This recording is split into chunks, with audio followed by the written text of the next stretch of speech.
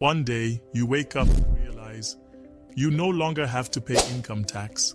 Sounds unbelievable, right? Former President Donald Trump has proposed eliminating income taxes and replacing them with tariffs. But can tariffs really cover the US government's expenses? And what does this mean for your pocket?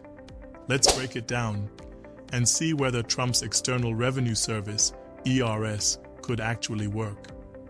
Welcome to Equity Elevation, where we explain complex financial topics in simple language.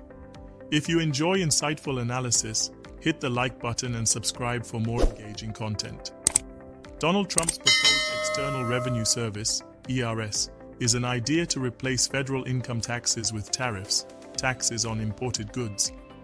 Before 1913, the US government relied on tariffs for revenue. Trump's plan? Bring back this system so that foreign companies bear the tax burden instead of American citizens. But is this really feasible? Currently, the federal government collects over $4 trillion annually from income taxes. Tariffs, on the other hand, generate less than 2% of that amount.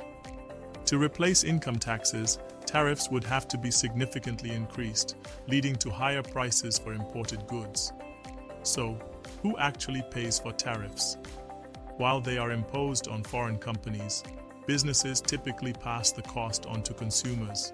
This means American citizens could still end up paying, just in a different form. What happens if the ERS system is implemented? First, higher tariffs would reduce imports. Critics, however, claim that this system is impractical and could severely disrupt the economy.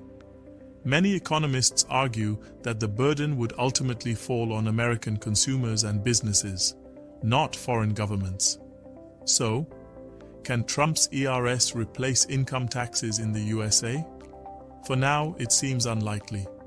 While the idea is intriguing, the numbers don't quite add up, and the economic risks are substantial. What do you think? Would you prefer tariffs over income taxes?